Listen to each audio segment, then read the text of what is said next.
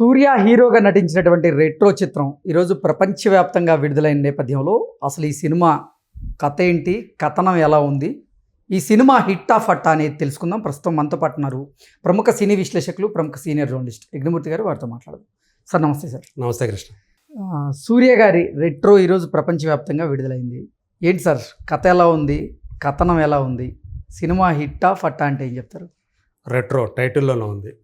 అంటే అది గతానికి ఒక పీరియడ్కి సంబంధించినటువంటి స్టోరీ కావచ్చు అనేది రెట్రో అంటేనే అర్థమైపోతుంది. సో ఇది నిజంగానే దానికి 1960, 1993 ఆ పీరియడ్లో జరిగేటువంటి స్టోరీ అనమాట ఇది.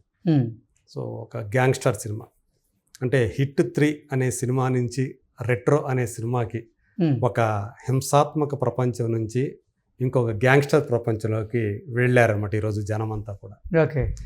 సో చాలా కాలం తర్వాత పూజా హెగ్డే సినిమాలో చాలా ప్రముఖమైనటువంటి కథలో కీలకమైనటువంటి పాత్ర ఆమెది. సో ఆమెతో లవ్లో పడినటువంటి గ్యాంగ్స్టర్. సో అతను పారి అంటారు, పార్వేల్ కన్నన్ తమిళ పేరే అది, సూర్య పాత్ర పేరు. సో అతను ఒక అమ్మాయి రుక్మిణి అనే అమ్మాయి ప్రేమలో పడటం.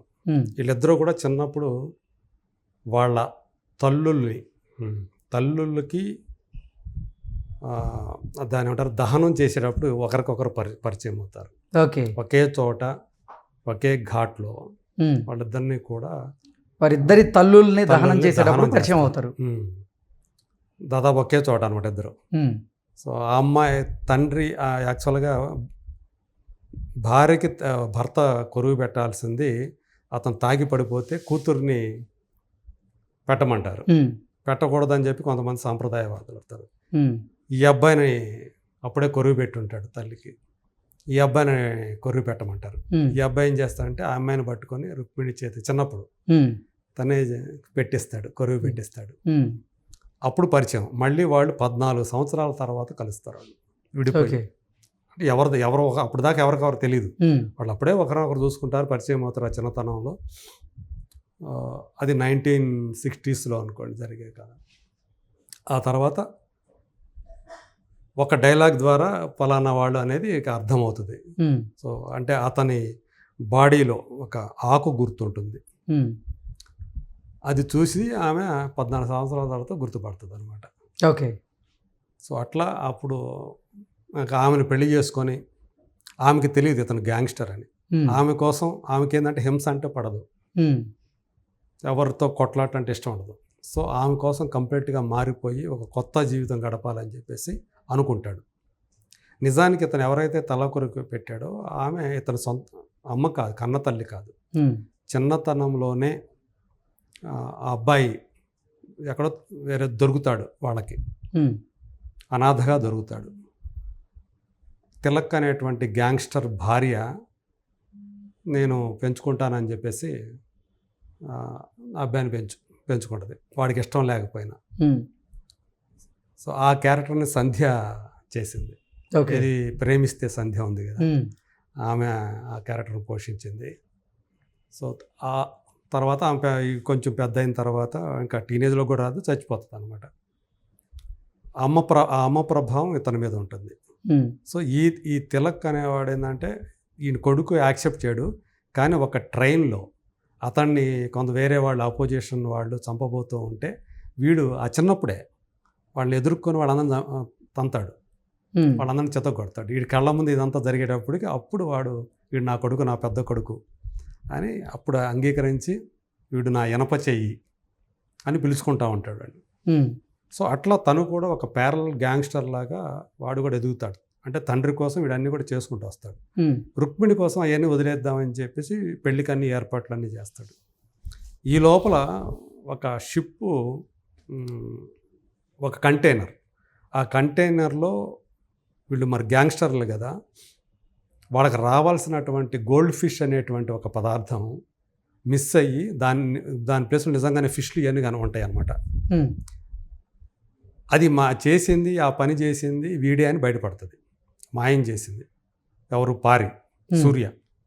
దాంతో తండ్రి అప్పుడే వీడి కళ్ళ ముందు అమ్మాయిని చంపాలని చూస్తాడు. ఎవరు పెళ్లి చేసుకోబోతున్న రుక్మిణిని, ఇంకా పెళ్లి కూడా కాదు ఇక. ఆ టైంలో అతను మళ్ళీ ఆ తండ్రి చేతిని ఏ చేతితో అయితే ఆ అమ్మాయిని చంపబోతున్నాడో కత్తితోటి చేయి నరికేస్తాడు పెంపుడు తండ్రిది. సో ఆ తర్వాత కథ అండమాన్ నికోబార్ దీవులకి షిఫ్ట్ అవుతుంది.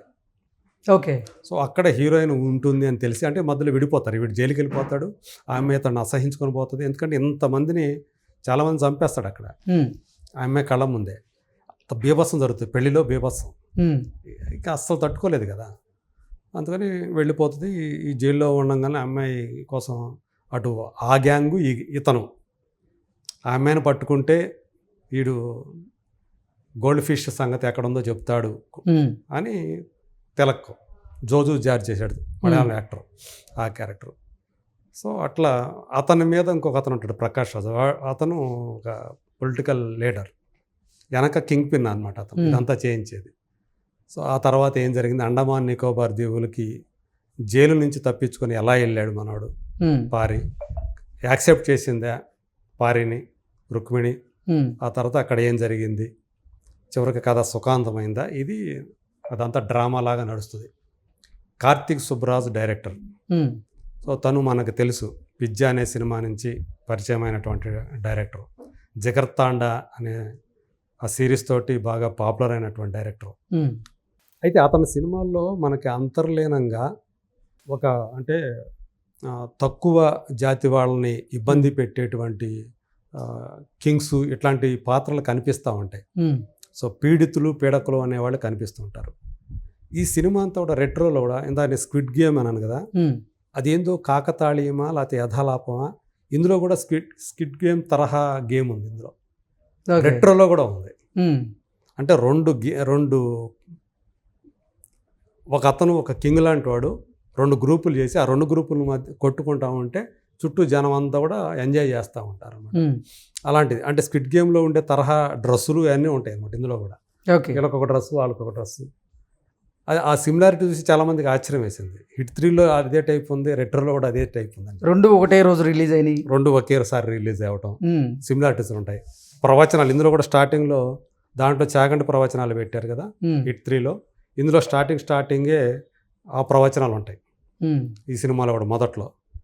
సో అలా మొదలైన ఈ సినిమా, కాకపోతే చివరి షాట్ ఒకటి ఉంటుంది, అది సూపర్బ్ అని చెప్పాలన్నమాట. అంటే కేవలం ఆ షాట్ కోసమే ఈ సినిమా అంతా తీశాడా డైరెక్టరు అనేటువంటి అభిప్రాయం కలిగేలా చేసింది. వండర్ఫుల్ సీక్వెన్స్ అది మాత్రం, క్లైమాక్స్ సీక్వెన్స్.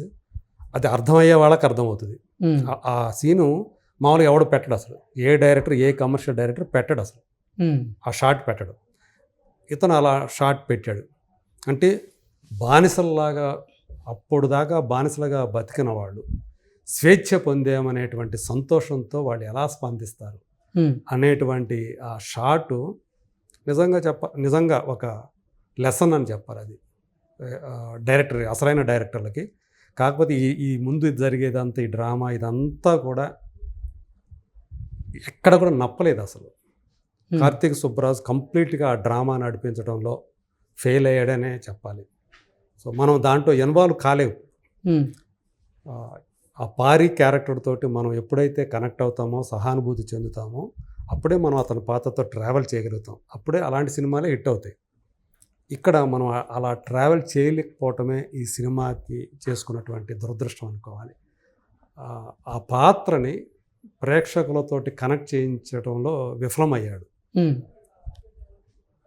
మనం ఎన్నో సినిమాల్లో హీరో నువ్వు ఎవరన్నా కొడితేనో లేకపోతే ఎవరన్నా చంపితేనో, నువ్వు ఒక దొంగగా గూండాగా ఉంటే నాకు నచ్చదు అనేటువంటి హీరోయిన్ సినిమాలు ఎన్ని చూసి ఉంటాం మనం. సేమ్ అదే డ్రామా అయ్యేటప్పటికి ఏముంది అనిపిస్తుంది. సో ఇవన్నీ మొత్తం చివరిదాకా కొంచెం ఇబ్బందిగానే కూర్చుంటాం మనం, ఏంద్రా ఈ తలనొప్పి అని. బట్ ఏదైతే ఆ చివరి షాట్ చూసామో, అంటే అది కొంతమందికి అందరికి నచ్చదు, మళ్ళీ అది అర్థం కూడా కాకపోవచ్చు ఎందుకు అంతసేపు పెట్టాడు ఆ షాట్ అని. బట్ వండర్ఫుల్ షాట్, ఒక సినిమాటిక్ అంటే ఆ సెన్స్ ఉన్న డైరెక్టర్లు మాత్రమే అలాంటి షాట్లు తీయగలుగుతారు. ఆ విషయంలో మాత్రం కార్తీక్ సుబ్బరాజుని మాత్రం అప్రిషియేట్ చేయాల్సిందే. ఓకే. సో అది తప్పితే మిగతా డ్రామా అంతా జనాలకి నచ్చే అవకాశాలు తక్కువ. ఓకే. ఫస్ట్ హాఫ్ చూసి కొంతమంది వెళ్ళిపోయిన థియేటర్లోంచి వెళ్ళిపోయే అవకాశం ఉంది. ఉమ్, సో అలాంటిది కనెక్టివిటీ మిస్ అయిపోయాడు కార్తీక్ సుబ్బరాజ్. సో నేను ఆ ఒక్క షాట్ కోసమే నాకు ఇవ్వాలని ఉంది దీనికి, కానీ ఆ సినిమా అంతా భరించాలి కదా దానికోసం. ఉమ్. సో అందుకనే ఈ సినిమాకి నేను ఇచ్చే రేటింగ్ 2. ఓకే, ఏంటి సార్ అసలు ఓవరాల్గా ఫట్టే అంటారు సినిమా? అంతే. మన తెలుగు ఆడియన్స్ అయితే అస్సలు యాక్సెప్ట్ చేయరు. ఓకే. మనసులో నాకైతే దానికి ఇంకొక 0.5 ఎక్కువ ఇవ్వాలని ఉంది ఆ చివరి షాట్ ఏదైతే ఉందో. బట్ దానికోసం సినిమా అంతా భరించాలిగా, ఉమ్. అది. Okay sir, thank you so much అండి. Thank you.